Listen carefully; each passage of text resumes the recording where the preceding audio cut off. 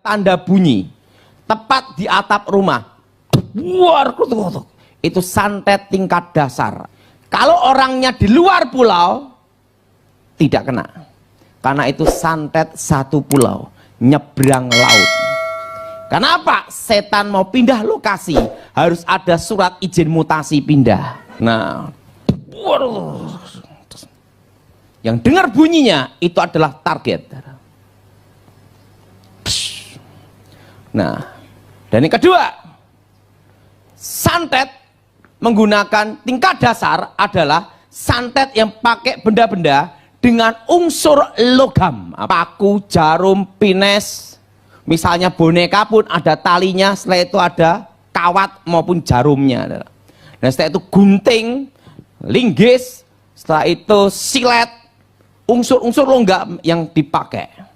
Nah, santet tingkat dasar kalau orangnya tidur di lantai tidak bisa kena, tapi kena masuk angin. Kenapa? Karena di bumi ada namanya gaya gravitasi. Jadi kalau setengah meter dia tidur setengah meter di tanah lolos, di atas setengah meter pasti kena. Pak, kalau di lantai atas gimana? Tetap kena di atas setengah meter. Nah, itu dari tanah pokoknya, dari tanah setengah meter, ini tanah setengah meter, aman dah. Begitu bunyi, dah, set, tidur, set, langsung selamat dah. Kenapa? Ada gaya gravitasi. Dan santet itu menggunakan namanya radar suhu panas. Makanya dulu sebelum saya bertobat, untuk mengalihkan ilmu santet, saya diajar sejak kecil tidur dekat dengan api. Misalnya saya tidur dikasih minyak teplok, ada minyak tanah, ada apinya. Kalau santet dikirim, ingat ini ada apa? Api. Syetak, pasti langsung minyak teploknya tek, pecah, mati. Nah, langsung sebelum bertobat tak balas, ganti bunuh gitu deh. Nah, tapi pengalih perhatiannya apa? Dari suhu panas. Nah, makanya santet yang pertama waktu dikirim pasti gagal. Karena apa? Jalan melalui apa? Suhu panas. Makanya kalau ada lampu dinyalakan, orangnya tidur, waktu dikirim santet, dok, lampunya hancur. Pak, kalau lampunya mati itu konslet lain. Kalau santet pecah, wah gitu. Nah, kan kadang ada orang waktu dikirim ilmu santet, dia ketiduran, TV-nya masih hidup. Tak, hancur tuh TV. Karena santet berjalan dengan apa? Dari suhu panas. Dan selalu menggunakan weton hari kelahiran. Kenapa weton hari kelahiran? Karena dipercaya di mana orang itu lahir, disitulah titik kematian. Jelas saudara? Titik apa saudara? Kematian. Makanya seorang dukun itu pakai weton. Nah, setelah weton, suhu panas. Nah, di dunia nyata itu ada namanya dunia gaib. Nah, dunia gaib itu adalah bayangan dari bumi, tidak berbenturan dan tidak menyatu. Misalnya ini, kertas ini, tisu ini, benda nyata. Begitu masuk alam gaib, jep, lenyap. Tapi volume benda ini tetap ada. Tidak dibatasi ruang dan waktu. Nah, setelah itu masuk tubuh manusia, dikembalikan ke alam nyata. Langsung di sini ada paku, jarum, pines. Makanya dulu sebelum bertobat, pertama kali saya mengenal adalah apa? Umur 9 tahun, dunia gaib dulu. Dunia gaib ini tidak dibatasi ruang dan waktu. Jadi unsur logam, paku, jarum, pines, dibacain mantra, weng weng weng, juh juh, vitamin komplit. Nah, setelah itu masuk alam gaib. Volume dan jenis bendanya hilang. Masuk tanah tubuh manusia, lep. Ingat, suhu berdasar apa saudara? Suhu panas. Dari suhu panas, set, kembalikan ke alam nyata, plek. Maka orang kena santet di perutnya bisa ada paku, jarum, pines, unsur logam. Jelas? Jelas? Yang ketiga, ingat, berdasar apa? Suhu apa? Suhu panas.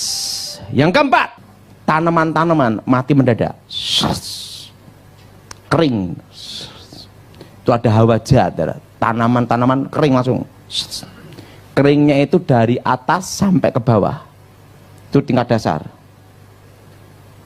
Artinya apa? Hawa jahat. Pak, kalau keringnya di tengah angus, itu kesambar petir. Kalau santet itu tanaman, itu mati mendadak, menyerap energi kehidupan. Nah, yang kelima, perut, kepala, tangan bengkak, tapi dicek darah tidak ada penyakitnya. Tapi begitu dirongsen kelihatan paku jarum pinesnya unsur logam.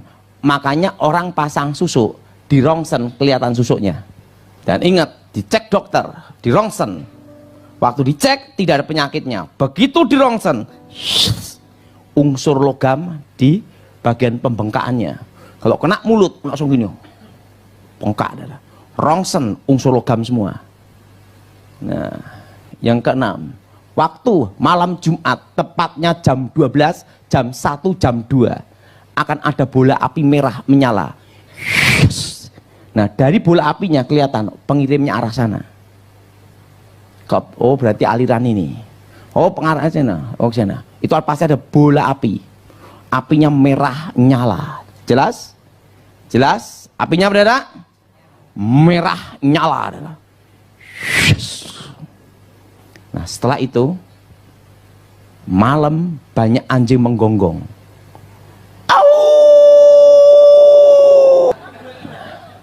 Ada setan lewat. Hawa panas. Dan yang ketujuh, orangnya akan bermimpi ketemu arwah-arwah yang sudah meninggal. Dia mimpi ketemu orang-orang yang sudah apa? Meninggal. Orang-orang yang mati dah. Terus. Dan orang yang kena santet pasti tahu siapa pengirimnya. Kenapa? Waktu santet dikirim, itu diikatkan juga dengan tali batin sang pengirim. Semakin kecewa, semakin dendam, semakin amarah, maka santet ini semakin kuat masuk seseorang. Nah, Pak, kalau pengirimnya hanya iseng-iseng gimana? Santetnya tidak terlalu kuat. Karena tergantung dari apa? Yang mau ngirim, kebenciannya gimana. Jelas? Semakin benci, semakin dendam, langsung.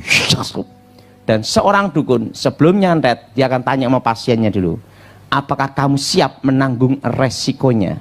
Kenapa? Kalau gagal senjata makan tuan, biasanya kasih air dulu, suruh minum.